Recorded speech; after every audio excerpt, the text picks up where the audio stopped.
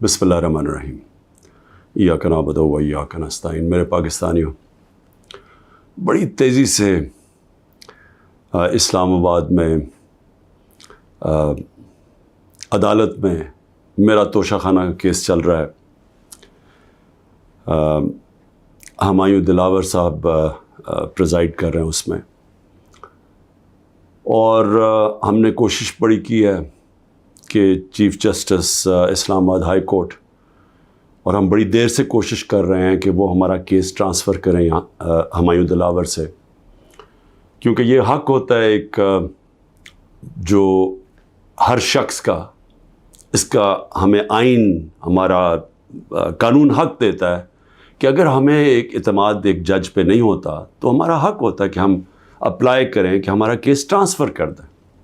और ये हमने तब से किया था, ये मैंने कल भी बात की, मैं फिर भी आपको बता दूं कि जब मुझे गैर आइनी और कानूनी तौर पे उठाया गया इस्लामाबाद हाई कोर्ट से और मुझे पुलिस लाइंस में रखा गया, तो उधर एकदम पता चला कि हमायूं दिलावर साहब ने अदालत गाली और मुझे तलब कर लिया तोशाखाना केस पे। ना मेरा वकील, ना मुझे पता है किसी चीज़ का, और उस केस में फिर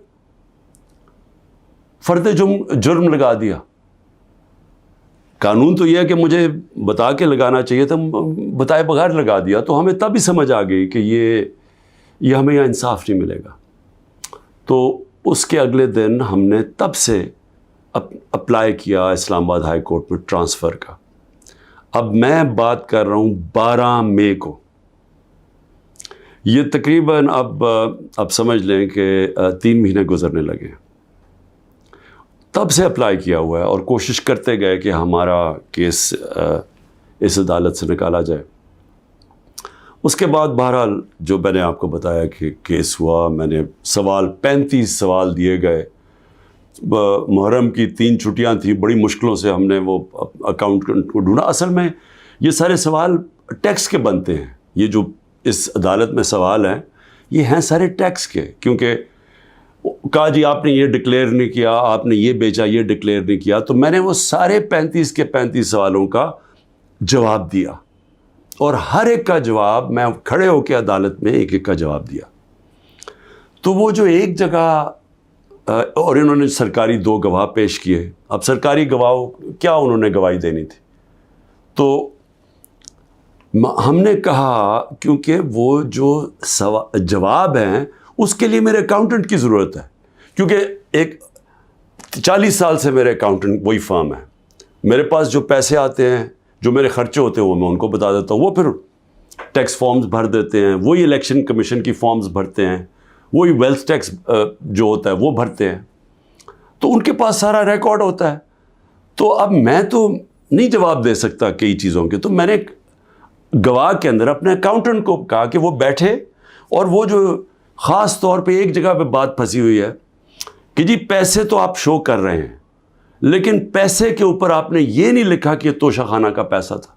अमाउंट पूरा है लेकिन तोशाखाना वो नहीं लिखा। तो ये अकाउंटेंट ने बताना था कि वो फॉर्म उसने जैसी भी भरी, क्योंकि फॉर्म तो वो भरता है। बहरहाल 1 घंटे का टाइम दिया गया और कहा कि 1 घंटे में अब ये नहीं पहुंचेगा तो चलो। अब अकाउंटेंट 1 घंटे में कैसे पहुंच सकता है? ये कोई मिलिट्री ट्रायल तो नहीं हो रहा। उसको विटनेस ख़त्म कर दिया, और भी हमने बुलाए हुए थे विटनेसेस जिन्होंने गवाही देनी थी इन्हीं चीज़ों को, और जो मेरा हक़ है। अब एक फेयर ट्रायल होता है कि आपको मौका मिले कि मुझे एक्यूज़ करें, मुझे मौका तो दें कि मैं अपनी सफाई पेश कर सकूं। नहीं मौका दिया गया, और बड़ी जल्दी सब कुछ तेज़ी से किया जा रहा है। छुट्टियों में कभी ट्रायल नहीं होता। ये आजकल अदालतों की छुट्टियां हैं, छुट्टियों के अंदर डे टू डे ट्रायल हो रहा है। जल्दी पड़ी हुई है कि किसी तरह ये बस जल्दी से ख़त्म हो जाए। मौका भी नहीं दे रहा है। एक दिन क्या हो जाएगा कि 1 दिन डिले हो गया, 2 दिन डिले हो गया, कौन सी क़यामत आ गई है? विटनेसेस आए, हम तो मुतमईन हो जाएं कि हमने अपना केस पूरी तरह लड़ा है। लेकिन छुट्टियों के अंदर भी जल्दी पड़ी हुई है कि किसी तरह फ़ैसला आए। हालांकि हम सुप्रीम कोर्ट में भी हैं, और इस्लामाबाद हाई कोर्ट से मुझे कहना पड़ता है कि मैं काफ़ी मायूस हूँ कि वो ना फ़ैसला करते हैं, वो खींचते भी जाते हैं, वो پورا موقع دے رہے ہیں کہ یہ جب فیصلہ ہو جائے. یعنی اگر ہم نے ٹرانسفر کا اتنی دیر اپلائی کیا ہوا ہے تو کم از کم فیصلہ تو کریں. وہ کرتے بھی نہیں ہیں. بہرحال وہاں بھی ان کو بھی میں نے کہا، بڑی دیر کا کہا ہوا ہے کہ ہمیں چیف جسٹس اسلام آباد ہائی کورٹ پہ مجھے کوئی اعتماد نہیں ہے. جب مجھے اٹھایا گیا وہاں سے، آپ سوچیں کہ مجھے غیر قانونی اور آئینی طور پہ اٹھایا گیا ان کی عدالت سے، اور انہوں نے اس کو لیگلائز کر دیا. یعنی اصل میں تو ان کو اللیگل کرنا چاہیے تھا. سپریم کورٹ کو تو جانے کی نوبت نہیں ہونی چاہیے تھی. ان کی عدالت میں بیٹھا ہوں، شیشے توڑ کے، ڈنڈے مار کے، وکیلوں کو مار کے، وہ بیچارہ رجسٹری اسٹاف ان کو ڈنڈے مار کے، اور مجھے گھسیٹ کے لے گئے وہاں سے ان کی عدالت سے. اور چیف جسٹس نے کچھ بھی نہیں کیا، بلکہ اس کو جائز قرار دے دیا گیا. اس کے بعد جو اس سے پہلے ٹرین کیس تھا، 3 ممبر بینچ بیٹھا، دو ججز نے واضح طور پہ کہہ دیا کہ مینٹینیبل ہے کیس. چیف جسٹس صاحب فیصلہ نہیں کر رہے، وہ بھی لٹکائے ہوا ہے وہاں. اور ہمیں اعظم سواتی کو بہت اعتراضات تھے. انہوں نے لیٹر لکھا کہ مجھے اعتماد نہیں ہے آپ کے اوپر. تو نہ وہ اپنے آپ کو ریکیوز کرتے ہیں، نہ ادھر نیچے سے ریکیوز کر رہے ہیں. اور پھر ہمیں بڑا ایک سیریس چیز ہے یہ جو فیس بک پہ دیکھیں. فیس بک 90 دن تک فیس بک کا ریکارڈ ان کے پاس پڑا ہوتا ہے. اگر FIA یا جج صاحب ایک صرف آپ کو ای میل کرنی ہے فیس بک کو کہ یہ کیس ہو رہا ہے، آپ مہربانی کر کے بتا دیں کہ 90 دن تک ان کی جو بھی فیس بک پہ پوسٹ تھی وہ کون سی تھی. کیونکہ 90 دن تک جو لوگوں نے دیکھا ہے اور پوسٹ بھی کیا ہے کہ اس کے جو ہمایوں دلاور کی پوسٹ تھی اس پہ انہوں نے جو ان کا میرے متعلق پوسٹ کی ہوئی ہیں، وہ تو اگر کوئی بھی دیکھ لے تو مجھے تو ان سے انصاف نہیں مل سکتا. لیکن وہ FIA کے پاس گئے اور FIA نے جناب کہا جی وہ کیونکہ ڈیلیٹ ہو گئی ہیں، وہ FIA نے کلین چٹ دے دی. میچ فکس ہوا ہے. ابھی بھی اگر آپ کسی کو انصاف کی فکر ہے چیف جسٹس اسلام آباد ہائی کورٹ کی یا FIA کو، تو بڑا سیدھا ہے کہ ایک ای میل کریں اور فیس بک کو کہیں کہ ہمیں 90 دن کا دے. اس میں پتہ چل جائے گا کہ کیا دلاور صاحب مجھے انصاف دے سکتے ہیں یا نہیں دے سکتے. میں اس کے بعد دوسری بھی بات کرنا چاہتا ہوں، کیونکہ یہ تو اب دیکھتے ہیں، یہ بڑی تیز سپیڈ سے چل رہا ہے. اب دیکھتے ہیں آگے کیا ہوتا ہے. لیکن ابھی تک تو کوئی امید نہیں نظر آ رہی کہ جو فیئر ٹرائل ہوتی ہے وہ مجھے ملے گی، جو میرا رائٹ ہے. دوسری چیز یہ جو انہوں نے 2 بلز اسمبلی میں لے کے آئے بڑی تیزی سے، پتہ نہیں انہوں نے کتنے بل پاس کر دیے 1 گھنٹے کے اندر. کوئی 15 نئی لیجسلیشن لے آئے. وہ گورنمنٹ جو جا رہی ہے 15 لیجسلیشن، 8-10 لوگ بیٹھے ہوئے تھے اسمبلی میں. جمہوریت کا مذاق اڑ رہا ہے. نہ وہ بل پڑھے گئے ہیں نہ کچھ ہے، جلدی سے، اور سارا بل کے پیچھے بدنیتی ہے. اور یہ جو 2 بلز انہوں نے انٹروڈیوس کیے ہیں، سیکریسی ایکٹ اور prevention of extreme violence act, یعنی یہ جو 2 بل ہیں یہ تو ایک قوم کو غلام بنا رہے ہیں. یہ تو اسٹالن کی USSR کے اندر اس طرح کے تو قانون بنتے تھے، یا نازی جرمنی میں بنتے تھے. لیکن یہ کسی آزاد معاشرے میں تو کوئی تصور بھی نہیں کر سکتا کہ انٹیلیجنس ایجنسی فیصلہ کریں گی، کسی گھر میں بھی گھس جائیں گی اور فیصلہ کریں گی کہ یہ گھر کے اندر کوئی دہشت گرد ہے. اور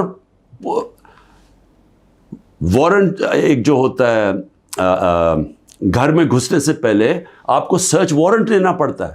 اس کے بغیر آپ گھس جائیں گے گھروں میں، کسی کے گھر میں بھی گھس جائیں گے اور کچھ بھی کریں گے، اور کسی کو ان کو روکنا نہیں چاہیے. تو یہ تو ایک ملک میں بالکل ہی غلاموں کو کنٹرول کرنے کے لیے ہو رہا ہے.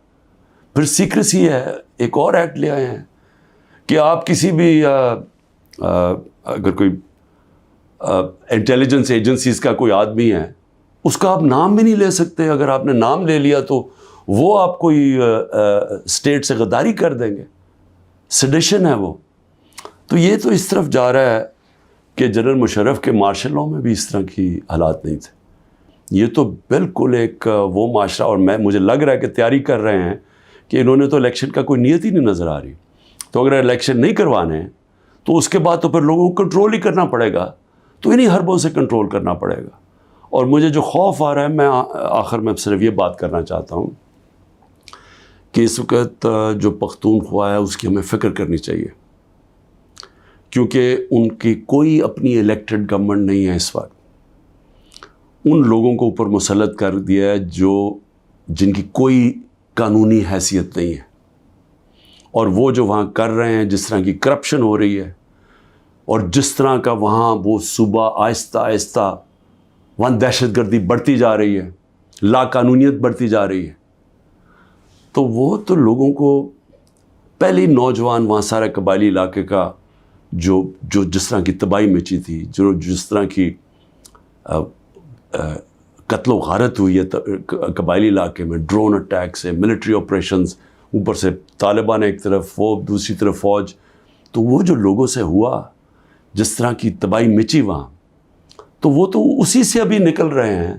تو اگر یہ اسی طرف چلا گیا پھر سے، تو مجھے تو سمجھ نہیں آ رہی کہ کیا جو اس وقت فیصلے کر رہے ہیں اس ملک کے، کیا ان کو اندازہ ہے کہ نیچے گراؤنڈ کے اوپر کس طرح کا غصہ اٹھ رہا ہے؟ کیا اندازہ ہے کہ جب وہ پولیس لائنز کے اندر جب 100 پولیس والے شہید ہوئے تھے، پتہ ہے نیچے سے کیا آوازیں آ رہی تھیں؟ اور اب جو بجوڑ میں ہوا اس کے اوپر سارے پختونخوا کے اندر کس طرح کا غصہ گیا؟ کیا کسی کو اندازہ ہے کہ یہ کس طرف جا سکتا ہے؟ اور میں اس لیے کہہ رہا ہوں کہ بہت ضروری ہے، ایک ہی طریقہ ہے کہ یہ جو نیچے گراؤنڈ کے اوپر غصہ ہے یہ تب نکلتا ہے جب الیکشنز کرواتے ہیں. الیکشنز میں لوگوں کا غصہ نکل جاتا ہے، اور پھر ایک جب منتخب گورنمنٹ آتی ہے لوگ امید لگا لیتے ہیں، اور ہوتا کیا ہے کہ وہ جو سارا ٹیمپریچر ہے وہ نیچے آ جاتا ہے، اسٹیبلٹی آ جاتی ہے، استحکام آ جاتا ہے ملک میں.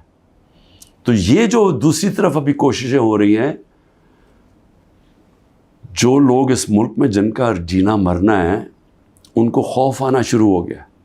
جو 12 لاکھ یہاں سے پروفیشنلز چھوڑ کے گئے ہیں اور جا رہے ہیں، آج ہمیں سمجھ آنا چاہیے کہ ان کی امید ختم ہو گئی ہے.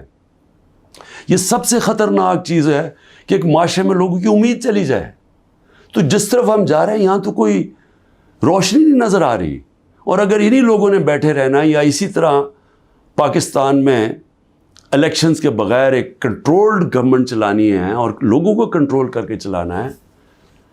میں یہ اپنے تجربے سے ایک تاریخ کا ایک طالب علم ہوں، میں آپ کو بتانا چاہتا ہوں جو سیاست میں ایک زیرو سے ایک پارٹی آج سب سے بڑی ماشاءاللہ پاکستان کی پارٹی ہے، جو میرا تجربہ ہے عوام کا، میں آپ کو کہنا چاہتا ہوں کہ یہ پاکستان کو ادھر لے کے جا رہے ہیں.